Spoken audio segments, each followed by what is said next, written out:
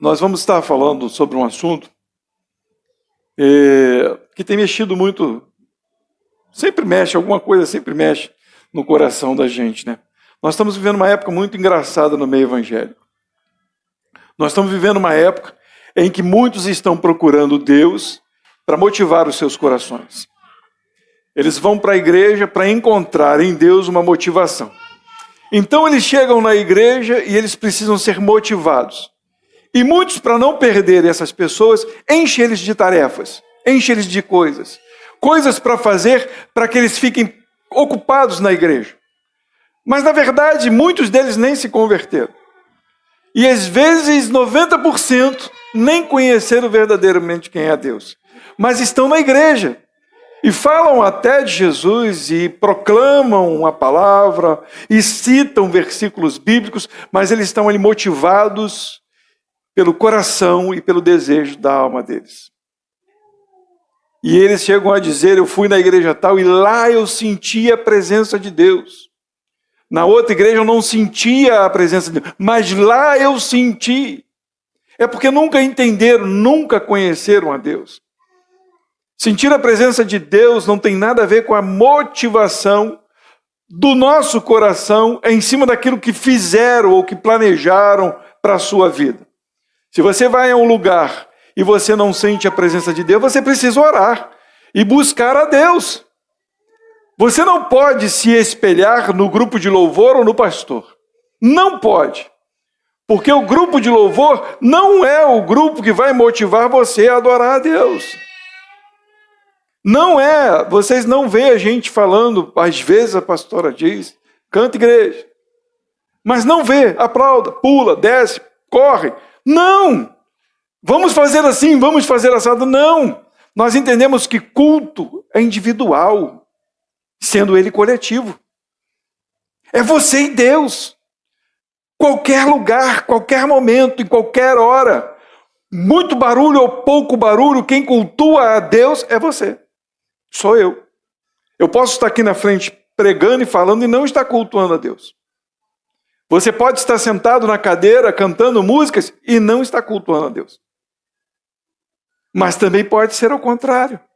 Eu posso estar cultuando, entregando a minha vida ao Senhor.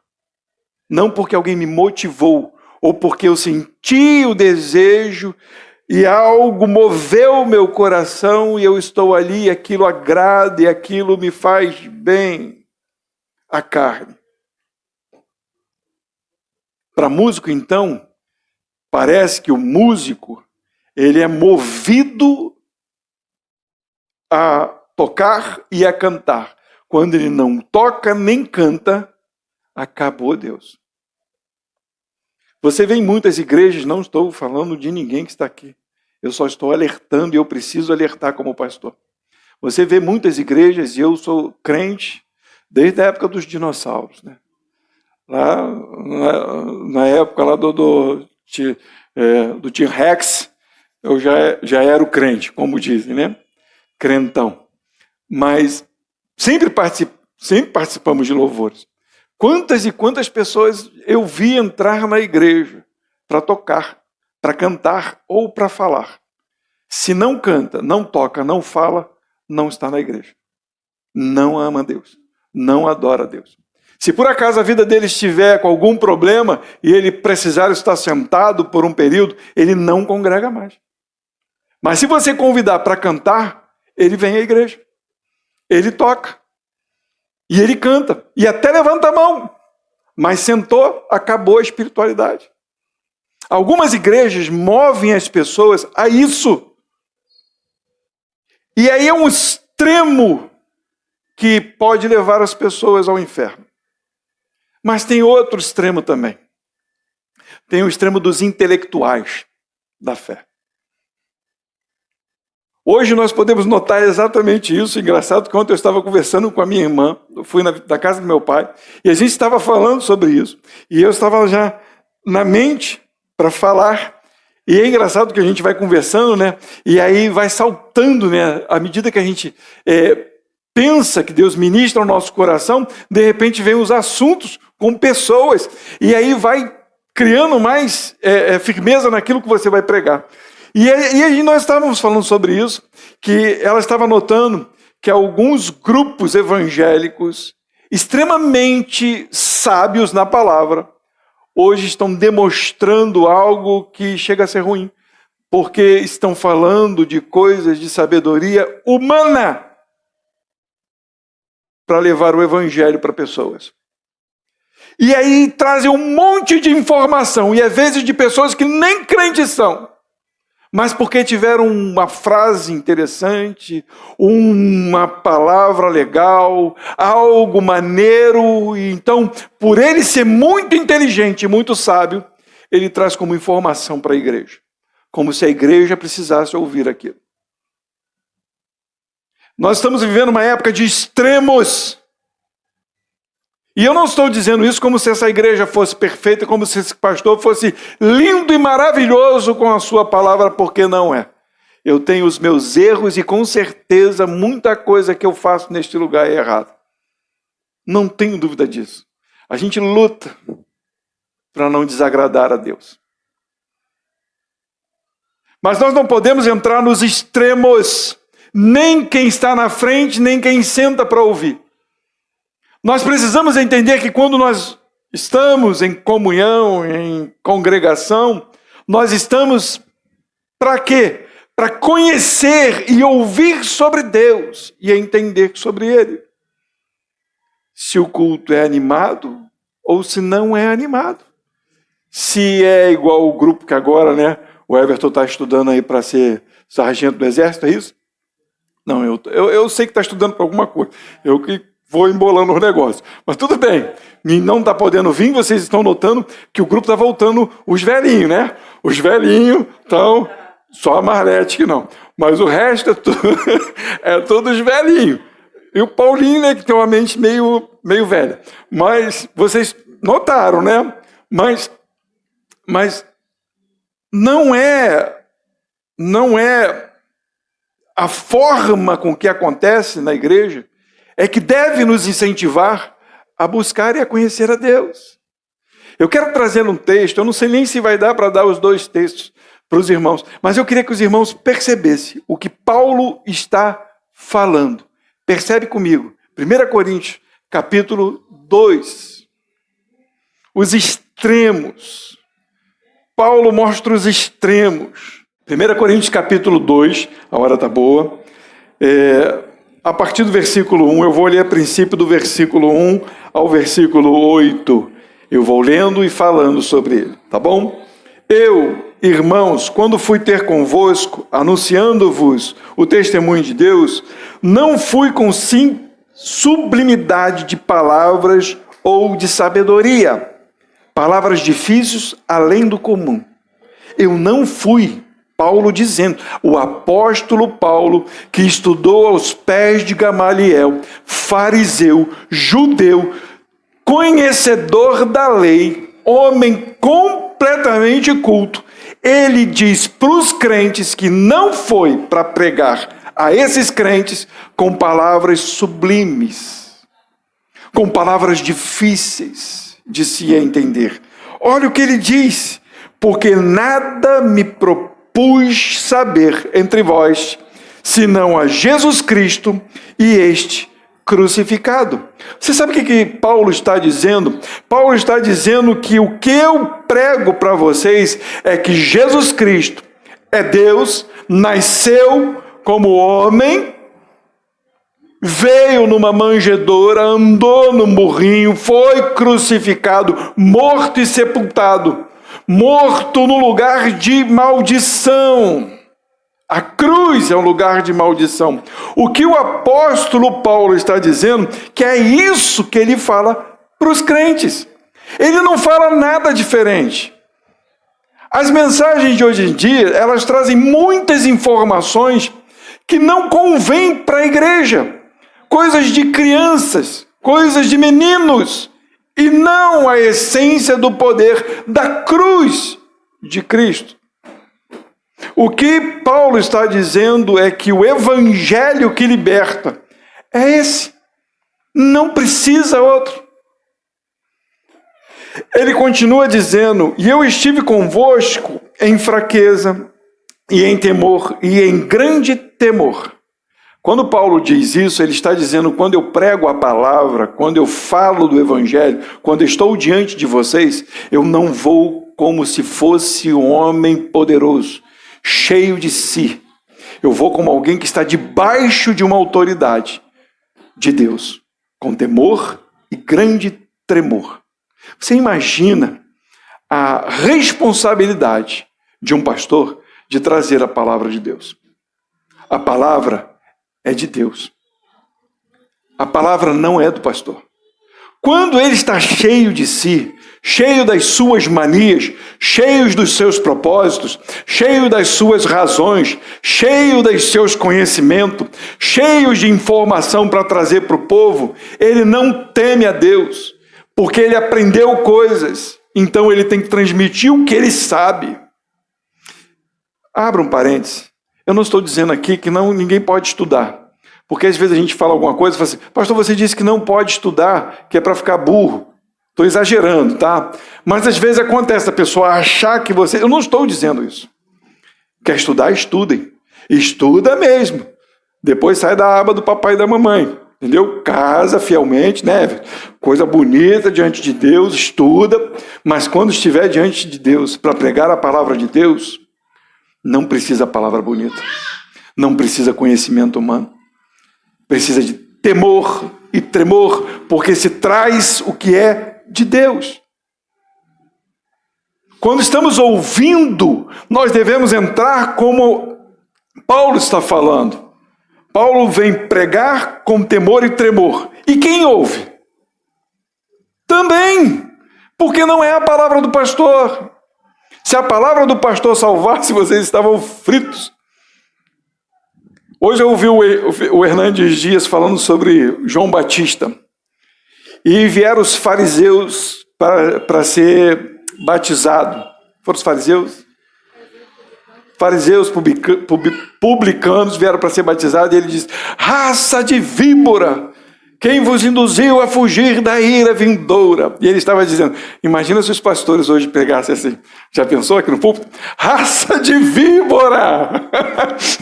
Quem vos induziu? Não ia sobrar ninguém, só ia ficar o pastor da igreja. Mas o João estava falando com pessoas que não queriam se arrepender, não tinham compromisso com Deus. Quando nós entramos na casa de Deus, e não é este lugar, você é templo do Senhor, nós devemos entrar com temor e tremor, porque Deus está no templo e Ele está falando, e eu preciso prestar atenção no que Deus está dizendo. É sério pra caramba isso. Olha só, versículo 4.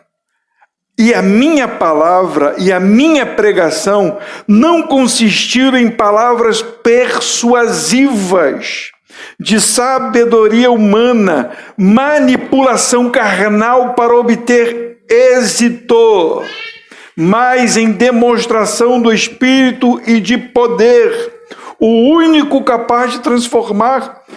A palavra que Paulo prega não era para persuadir as pessoas a crer. Entenda o que eu vou falar. Entendam. Porque qual é o motivo pelo qual nós pregamos? Não é para que pessoas se convertam? Não. O motivo principal é para testemunhar do amor de Deus. Porque, na verdade, quem converte e quem convence é o Espírito Santo.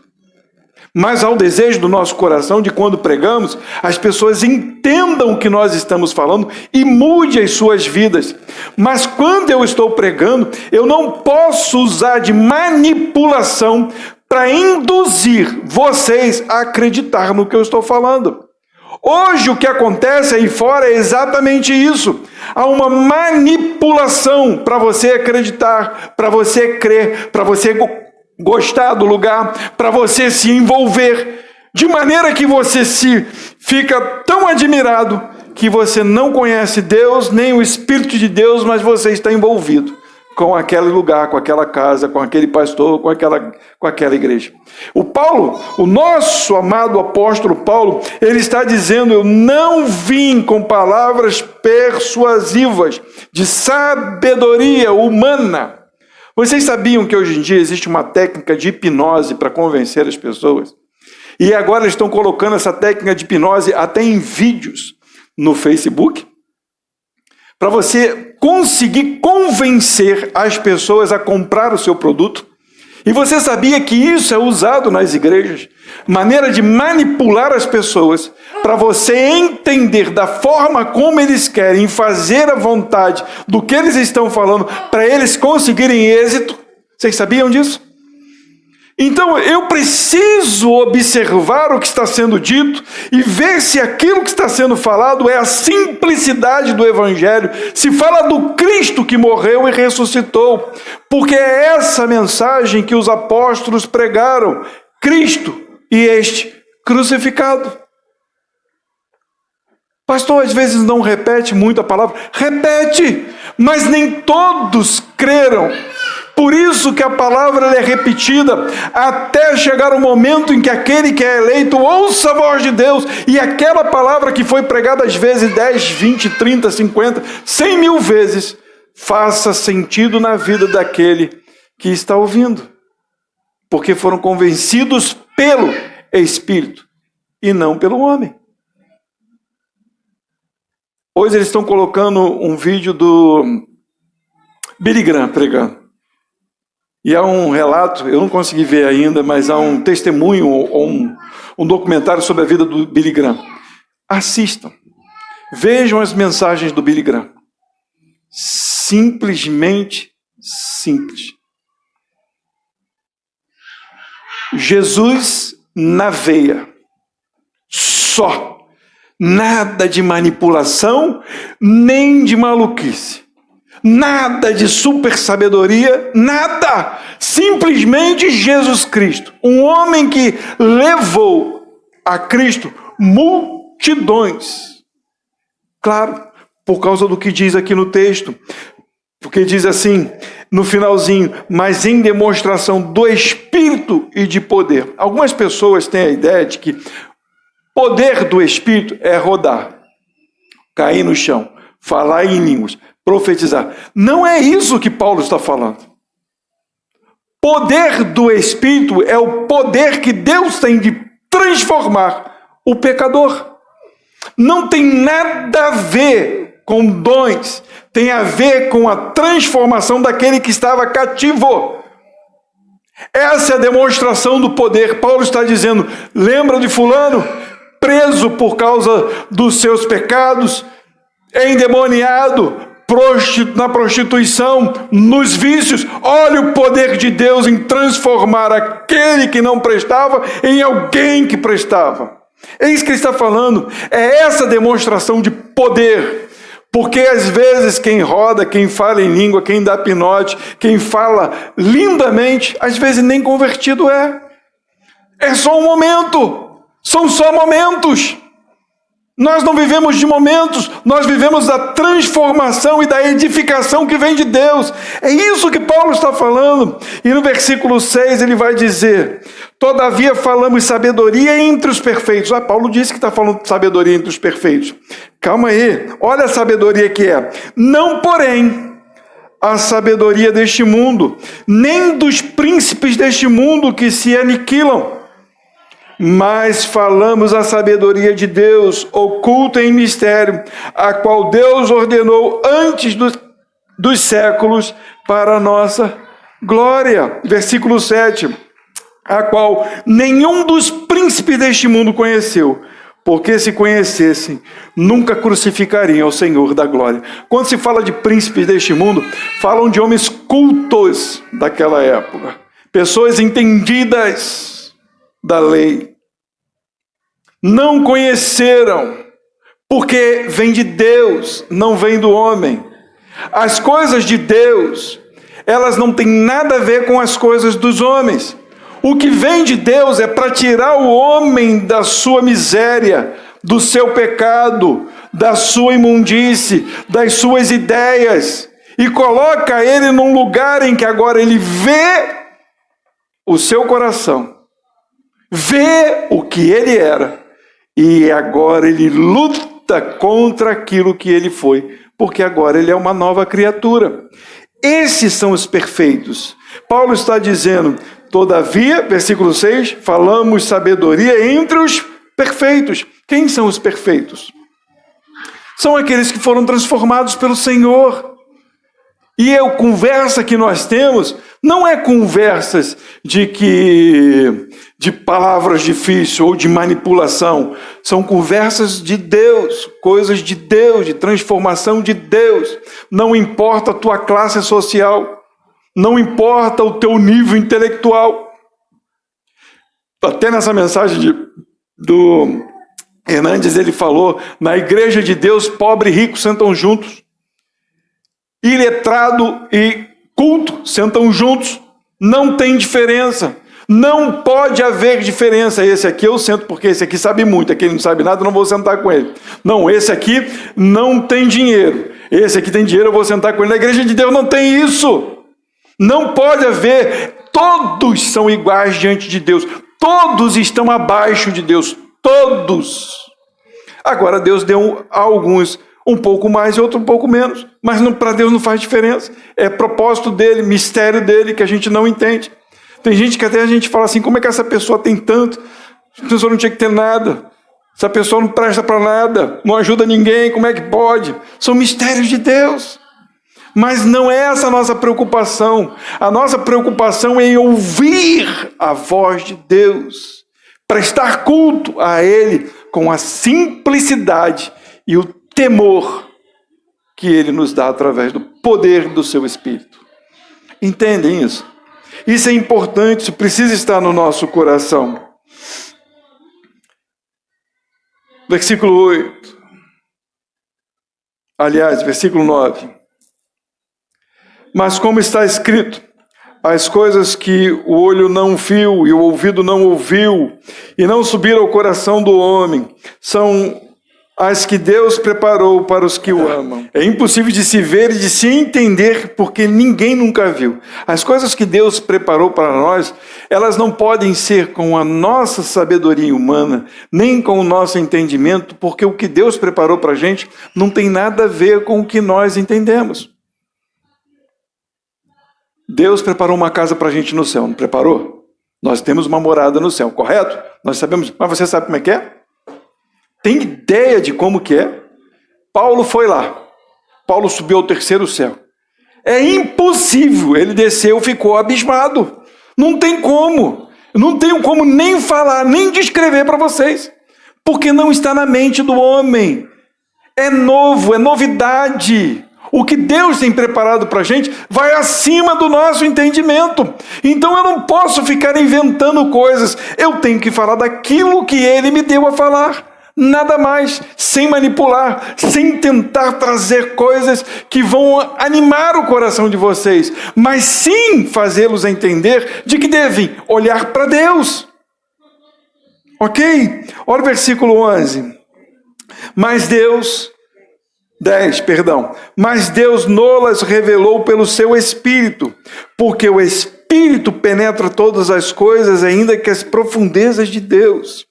Nós, o povo de Deus, os filhos de Deus, os transformados, os comprados pelo sangue de Jesus, nós temos entendimento disso. Nós não podemos ver, entender e compreender, mas o Espírito de Deus nos revela. Ele nos traz a luz disso tudo. Nós temos essa garantia, esse penhor, isso que é maravilhoso. Olha o que ele continua dizendo no versículo 11. Porque qual dos homens sabe as coisas... Porque qual dos homens sabe as coisas do homem, senão o Espírito do homem que nele está? Assim também, ninguém sabe as coisas de Deus, senão o Espírito de Deus. Versículo 12. Mas nós não recebemos o Espírito do mundo, mas o Espírito que provém de Deus, para que pudéssemos conhecer o que nos é dado gratuitamente por Deus. Não é por mérito, mas o Espírito habita em quem? Habita em nós. Então eu não posso fazer da minha formação moral entendimento para as coisas de Deus. Não posso. Eu não posso fazer das minhas experiências pessoais coisas de doutrina para as pessoas. Eu passei por muitas coisas na vida, mas eu não posso formar dessas coisas doutrina, porque cada um vai viver a sua vida. Cada um vai passar pelas suas tribulações, de formas diferentes. Cada um vai ter a sua prova com Deus. Mas Deus que habita em nós, o seu Espírito que habita em nós, nos revela os mistérios da sua glória, através da sua palavra. Deus nos dá essa garantia. Deus nos dá esse amor. Isso é um amor de Deus. Vamos tentar entender aqui. Eu preciso trazer a informação correta, por quê? Imagina que a gente está Imagina que a gente tem uma situação muito grave para acontecer. E todos nós estamos cientes dessa situação. Nós não temos dúvida, essa situação vai acontecer. Como que eu vou alicerçar os corações de vocês para vocês passarem firme por essa situação? Contando a verdade, correto? Se eu inventar coisas, eu posso manipular o coração de vocês a chegar lá de maneira como se aquilo não fosse acontecer. E eu seria um mentiroso. Porque quando você chegar lá, você vai ver, pô, eu sabia que era isso, mas eu me deixei levar por uma palavra mentirosa. O Espírito de Deus que está em nós nos revela que essas coisas vão acontecer.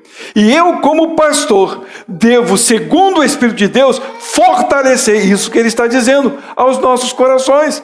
É isso que Paulo está trazendo para a igreja. Então eu não posso manipular, porque quando vier o dia mau, você está fortalecido, porque o Espírito que habita em você, através da palavra que foi pregada, estruturou o teu coração para ter base e passar pelo sofrimento e pela aflição.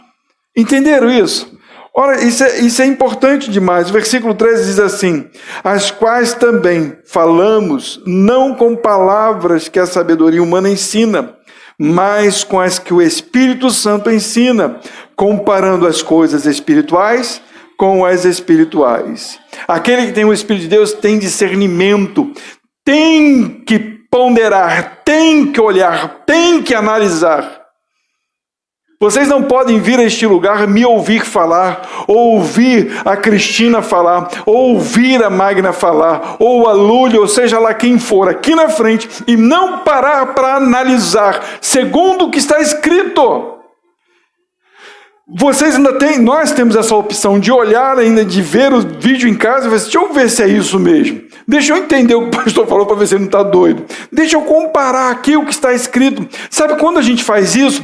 Isso aprimora a nossa fé em Deus. Você começa a perceber as coisas que estão escritas e as coisas que estão sendo faladas. Você começa a deixar de dar crédito ao seu coração e a dar crédito à voz de Deus. Nós precisamos discernir, ouvir e perceber e nos incentivar a estarmos mais perto de Deus através do discernimento espiritual. Versículo 14. Ele continua e fala sobre mais sobre isso. Olha só. Ora, o homem natural não compreende as coisas do Espírito de Deus, porque lhe parecem loucura. A gente não fica doido quando a gente vai falando para Jesus, vai falando de Jesus para alguém, vai falando de Jesus para alguém. Fala e as pessoas não compreendem. Mais uma vez eu digo para os irmãos, olha o que está escrito. Não compreendem, porque parece loucura. Não tem como o homem natural perceber as coisas de Deus. Mas ele continua dizendo, e não pode entendê-las porque elas se discernem espiritualmente. Como que alguém que é carnal vai discernir Deus falando? Nunca! Como que alguém só pensa em se beneficiar, só pensa em si mesmo, só pensa no seu umbigo, pode ouvir Deus? Nunca! Como alguém que não quer largar o pecado pode ouvir Deus? Não tem como! Ele vai dizer mais, mas o que é espiritual, aqueles que foram transformados, que tiveram o seu espírito mudados, renovados, edificados, esses discernem bem tudo, e ele de ninguém é discernido.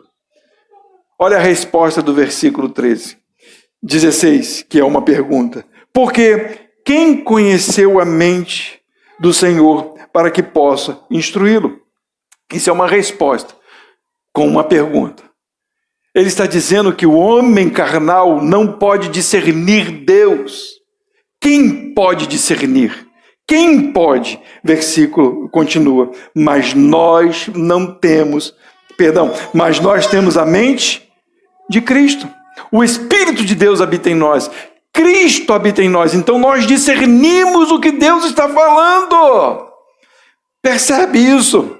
O homem carnal, o homem natural não pode ouvir Deus porque não tem Deus no seu coração.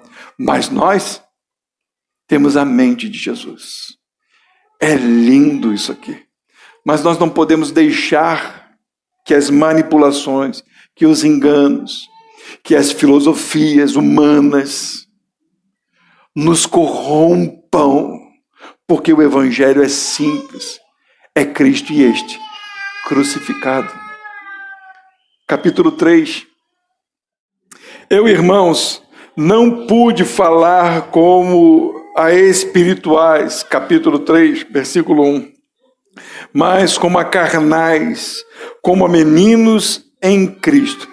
Ele está falando para aquela igreja de Corinto. E, olha, percebe bem. Ele começa a falar sobre isso no começo do texto. A igreja de Corinto é aquela igreja que recebeu dons espirituais. Se falava em língua, tinha gente que fazia cura, tinha de tudo, profetizavam. A igreja, né, olhando assim, poderosa em Deus, né? Eu só não sei se eles faziam repré, essas coisas, né? Mas tudo bem, vamos lá. E o que acontece? Eles se tornaram meninos. Sabe por quê? Porque eles acharam que eram espirituais pelos dons que receberam. Eles se achavam muito espertos. E Paulo vem os corrigindo. Paulo vem dizendo, eu não pude trazer coisas boas para vocês, sabe por quê? Porque vocês são carnais. Entendam isso. Eu preciso que os irmãos compreendam isso, para que a gente não caia no engano. Eu vi igrejas esvaziando, igrejas grandes, tradicionais, porque os membros, principalmente os jovens, eram iludidos com a forma de culto empolgado, forma de culto de empolgação. E por isso achavam que lá na igreja tinha Deus e que na outra igreja que se pregava a palavra não tinha Deus. Está assim. Os jovens estão migrando para igrejas neopentecostais porque é manipulado os seus corações. Não são todas, eu estou falando de algumas, e estou falando com toda a propriedade espiritual, porque a palavra me dá a garantia disso, de que são manipulados, a maioria jovem, por causa de coisas que alegram o seu coração, principalmente músicos, cantores, principalmente o pessoal que dança. E porque tem coisas que animam o coração, mas 90% deles não tem noção do que a Bíblia diz. Paulo está dizendo para eles que esses são carnais, porque vão para a igreja, porque querem alguma coisa, querem oferecer o que eles têm, e não querem receber o que é de Deus. Paulo está dizendo, eu falo para vocês como se vocês fossem meninos, porque vocês são carnais. E hoje está assim de montão. Olha o que ele continua dizendo, com leite vos criei, e não com carne, porque ainda não podeis, nem tampouco ainda agora podeis. Por que não? Olha o versículo 3. Porque ainda sois carnais, pois havendo entre vós invejas, contendas, dissensões, desacordos, não sois porventura carnais, e não andais segundo os homens?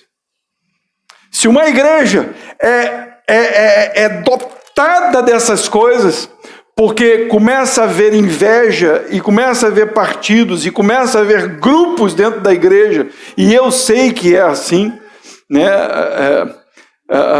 Eu não estou dizendo que é errado fazer os grupos, tem o grupo do jovem, o grupo do adolescente, o grupo, né? Porque as pessoas falam que cada um tem que ouvir de acordo com a sua faixa etária, tá? Isso é mentira, tá bom? A palavra de Deus, ela é única para todo mundo, tanto para a criança quanto para o jovem. É claro que a forma de falar de quem está pregando leva para a pessoa da forma correta a palavra, mas de uma forma que a pessoa consiga compreender. Mas o que acontece com isso? Às vezes, normalmente, as pessoas começam a formar os seus grupos e formar as suas igrejas dentro da igreja. E aí começa a dizer e a achar que o seu grupo é mais forte que o outro grupo. E isso está assim. E algumas igrejas estão chamando até de tribo. Não existe tribos na igreja, existe um povo. Um povo. Nós podemos ter o culto das mulheres? Podemos fazer coisas no culto? Podemos ter culto dos casais? Podemos, mas não pode haver divisão de um achar que é melhor ou mais do que o outro. Vou fazer as coisas para o meu grupo e o grupo de lá. Não, eu trabalho para esse grupo. Fechou, acabou a igreja. Porque dizendo eu sou de Paulo, e o outro, eu de Apolo, porventura não sois carnais? Entendam isso. E a gente vê muito isso hoje, né? Não, eu sou da igreja de fulano. Porque lá na igreja de fulano, lá tem poder. Não sou daquela igreja, não. Eu sou da igreja de Bertano. Porque lá naquela igreja tem poder. Não, eu sou... Quando tem isso na minha cabeça, no meu coração, eu sou o quê? Carnal. Eu não compreendi Deus, eu não discerni Deus, eu não temo a Deus. Eu não entendi ainda os mistérios de Deus. Por quê? Porque eu estou escolhendo pessoas para agradar o meu coração. Sabe quem era Apolo? Apolo era um homem eloquente, conhecedor da palavra, cheio de Deus. Quem era Paulo? Conhecedor da palavra, cheio de Deus. As pessoas estavam fazendo distinção. É igual se a gente fizesse aqui dois grupos. Um grupo ia com a pastora e ia praticamente a igreja toda. E o outro grupo ia comigo. Não, porque eu prefiro. Se existe isso no teu coração, a Bíblia declara, somos carnais. Isso é coisa de gente carnal, porque não ouve Deus, não quer Deus, prefere pessoas e não Deus. Nós precisamos entender que quem está falando, precisa estar falando a palavra de Deus, e o que eu preciso discernir é se realmente o que a pessoa fala vem de Deus. Não é se ela é bonita, se ela fala bem, se ela tem um bom linguajar, se ela está vestida bem, se ela usa gravata ou se ela usa... Não é essa a ideia. É entender o que está saindo da boca daquela pessoa e se ela não está tentando manipular o teu coração. Não sois carnais, se fazem distinção entre pessoas. Versículo 4. Porque dizendo eu li. Tá, versículo 5. Pois quem é Paulo e quem é Apolo são ministros. O canal, eles são o canal, né? A ferramenta, pelos quais crestes, e conforme o que o Senhor deu a cada um. Conforme o que o Senhor deu a cada um. Quem é Paulo, quem é Apolo? Quem é o pastor Eduardo? Quem é...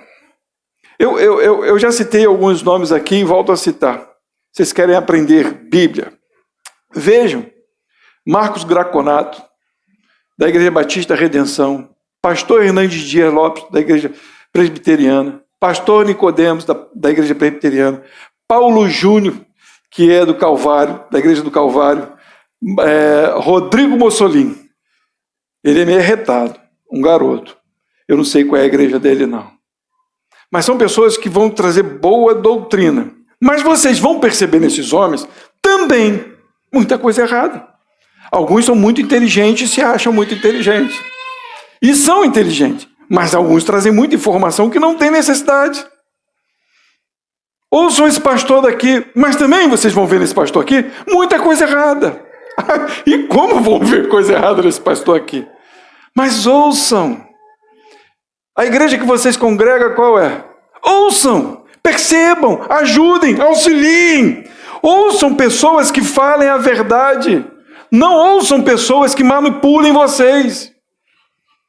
Eu sei que vocês não são assim, mas eu preciso falar assim para todo mundo ficar esperto a vida toda.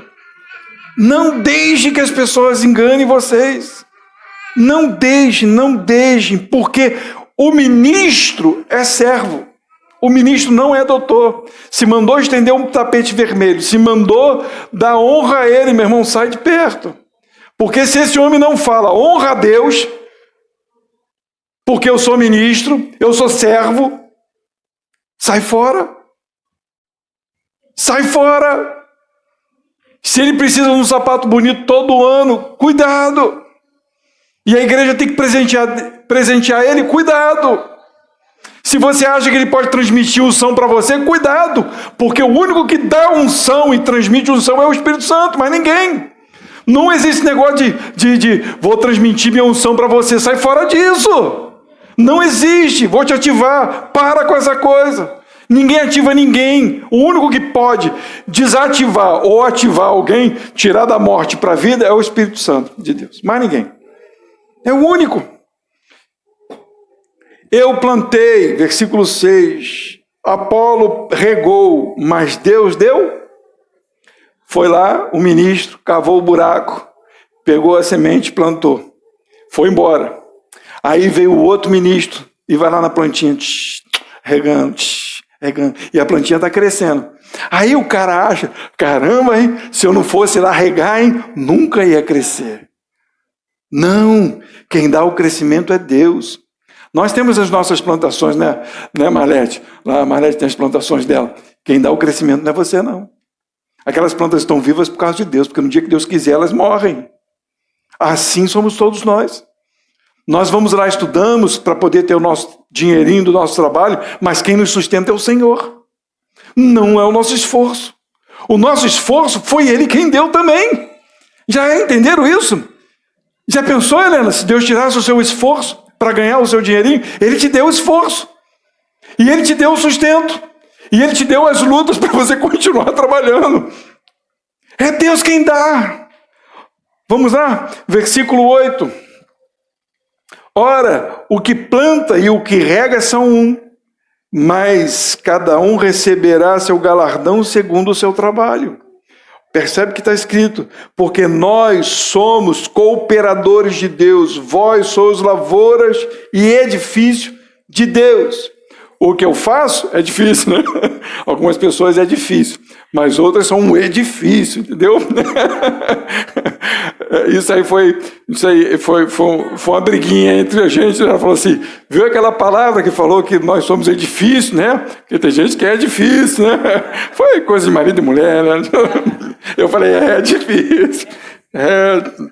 Tem mulher que é difícil, mas tudo bem. Vamos lá. Não faz eu perder o negócio aqui não, garoto. Mas o que a Bíblia fala é muito interessante. Você é um cooperador, eu sou um cooperador. O que é um cooperador? É o dono da firma? Não. Cooperador é cooperador. O dono da firma, o dono do edifício, aquele que edifica, aquele que diz como tem que ser, é Deus. Honrem a Ele, ouçam a Ele. Não tem outro caminho. Versículo 10, o fundamento. Segundo a graça de Deus que me foi dada, pus eu, como sábio arquiteto, Paulo dizendo, o fundamento, e outro edifica sobre ele. Mas veja cada um como edifica sobre ele. Porque ninguém pode pôr outro fundamento além do que já está posto. O qual é? Jesus Cristo. Vou construir uma casa, vou fazer um alicerce. Qual é o fundamento que eu vou usar? Nesta casa, Jesus Cristo. Às vezes você nem vê Jesus. Ele é o fundamento. Você vê a edificação, a obra. A obra está ficando linda, coisa linda. E as pessoas começam a admirar a obra. Mas não sabe que ela está em pé por causa do fundamento. A igreja, ela se torna robusta, ela se torna firme, ela se torna sustentável, ela se torna linda e apresentável por causa do fundamento. Não é por causa dos trabalhadores, é por causa do fundamento. Senão ela tombaria. Paulo, como homem sábio, ele não vem com palavras de sabedoria humana. Ele traz Jesus Cristo e faz o fundamento de Jesus Cristo para que esse edifício cresça neste fundamento. Mas ele traz um alerta: cuidado com que se coloca neste fundamento. Olha só, versículo 7, versículo 12, igualzinho, 7 com 12. E se alguém sobre este fundamento formar um edifício de ouro, prata, pedras preciosas, madeira, feno, palha, a obra de cada um se manifestará. Na verdade, o dia declarará, porque pelo fogo será descoberta, e o fogo provará qual seja a obra de cada um. Quando o Senhor provar a sua obra, e aí vai ser manifesto como você construiu. Olha a continuação. Se a obra de alguém se queimar, é o versículo 15? 14. Se a obra que alguém edificou nesta parte permanecer, este receberá galardão. Virá o fogo para provar a obra. Esse fogo vem de Deus. E se ela permanecer, este receberá galardão. Se a obra de alguém se queimar, sofrerá detrimento. Esse sendo o fundamento Cristo. Mas o tal será salvo, porque o fundamento é Cristo. Todavia, como pelo fogo, será salvo pelo fogo. Mas a obra que ele fez sofrerá detrimento. Eu não sei como que é isso, né? Não sei o que Paulo quis dizer com isso. Mas o que ele está dizendo é que este vai ser salvo. Mas a gente precisa entender que o galardão é dado segundo a obra que Deus deu em cima da sua palavra. E não em cima do que nós planejamos. Quando você for pregar o evangelho, pregue a simplicidade do evangelho, não tente manipular as pessoas. Versículo 16. Não sabeis vós que sois o templo de Deus e que o Espírito de Deus hoje habita em vós? Se alguém destruir o templo de Deus, Deus o destruirá. Porque o templo de Deus que sois vós é santo. O que é de Deus fala pelo Espírito de Deus. Nós precisamos entender que nós que somos o edifício do Senhor, que temos o templo, que somos o templo do Senhor, nós falamos em nome dEle. Nós podemos fazer muitas coisas, mas cuidado com as coisas que a gente faz dizendo que é em nome de Deus. Cuidado, porque existe um fundamento, e nesse fundamento é necessário que as coisas que se coloquem para esse edifício façam parte desse fundamento. Porque o edifício que cresce, ele tem que crescer mostrando que está firmado neste fundamento. Porque quando Jesus vier e ele provar as nossas obras, a gente precisa tomar cuidado para ver se isso não vai nos trazer danos, porque nós somos o templo de Deus. E se esse templo é maltratado, a Bíblia diz que Deus o destruirá. Foi eu que escrevi isso, não. Indo para o final, 18. Ninguém se engane a si mesmo. Se alguém dentre vós se tem por sábio neste mundo, faça-se louco para ser sábio. Porque a sabedoria deste mundo é loucura diante de Deus, pois está escrito, ele apanha os sábios na sua própria astúcia.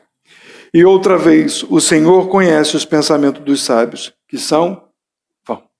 O que Paulo está dizendo até agora é que ele, como um sábio, não usou de maneira nenhuma artifícios humanos para trazer a palavra de Deus. E com isso eu, que sou sábio, porque o Espírito de Deus habita em mim, e você que é sábio, e o Espírito de Deus habita em você, você começa a compreender que aquilo que você deve ouvir não deve ser as coisas que vão manipular a tua emoção e o teu coração. Porque de repente você está passando por alguma situação e alguém pode vir com agrado, assim como a serpente fez com Eva. Estava ali um fruto lindo, lindo. Foi assim que Deus disse? Não foi isso que a serpente disse? Não é bem assim não. Certamente você não vai morrer. E a Eva olhou e falou, que mal tem? É lindo. O fruto é lindo. Ela foi e comeu e deu ao seu marido. E a morte veio a todos os homens. Mas o que foi oferecido não tinha um rabo e 2 chifres. Não tinha forma de terremoto, não tinha forma de vírus, não tinha forma de bate-bola, assombração, de bandido. Não tinha forma disso. Era lindo. E diz a palavra que era como se pudesse dar sabedoria e conhecimento. Aquele fruto era lindo. O que as pessoas te oferecem é para agradar o teu coração. Enquanto que Deus dá é para te sustentar a vida neste mundo vão. É completamente distante. E aí te fortalece, te estrutura, te dá robustez, como diz, essa palavra que a gente diz muito é o Hernandes, te faz robusto, firmado, crentes maduros e não infantis. Eu vou encerrar. Versículo 21 ao 22 diz assim: portanto, ninguém se glorie nos homens, nunca tenha na cabeça isso, porque o meu pastor, porque a minha pastora, porque a minha igreja, ou porque aquela igreja, aquele lugar, não se glorie nos homens, porque tudo é vosso. Olha que coisa linda, seja Paulo, seja Apolo, seja Cefas, seja o mundo, seja a vida, seja a morte, seja o presente, seja o futuro, tudo é vosso, e vós de Cristo, e Cristo de Deus. Sabe o que ele está falando? Tirem proveito das coisas. O mundo é de vocês, tirem proveito. Não para o mal. A morte, ela vai vir, tire proveito. Enquanto a vida, busquem a Deus. Enquanto homens de Deus pregam a palavra, não façam deles super-homens, mas tirem proveito deles. Se eles pregam a verdade, não coloque eles num pedestal, mas tirem proveito deles, porque falam a verdade. Busquem, na sabedoria destes homens que buscam a Deus, essência para as nossas vidas. Busquem, porque é nosso, mas nunca façam desses homens ídolos, altares, nunca façam. Porque só existe um fundamento, e é Cristo Jesus. E eu encerro, capítulo 4, 2 versículos para a gente encerrar. Que os homens nos considerem, olhem para o pastor de vocês, para os ministros desta casa, que os homens nos considerem como ministros de Cristo e mordomos dos mistérios de Deus. Além disso, requer-se dos mordomos, que cada um se ache. Eu sou um mordomo, não sou dono. Sabe o que é o mordomo? Ele só faz aquilo que o mestre manda. E o nosso mestre nos deixou responsável pela casa dele. Um dia ele vai voltar. Quando ele voltar, ele vai ver o que os mordomos deles fizeram. E esse mordomo precisa ser fiel à palavra de Deus. E vocês também, que ouviram, precisam ser fiéis em amar a Deus e a palavra dele. Amém?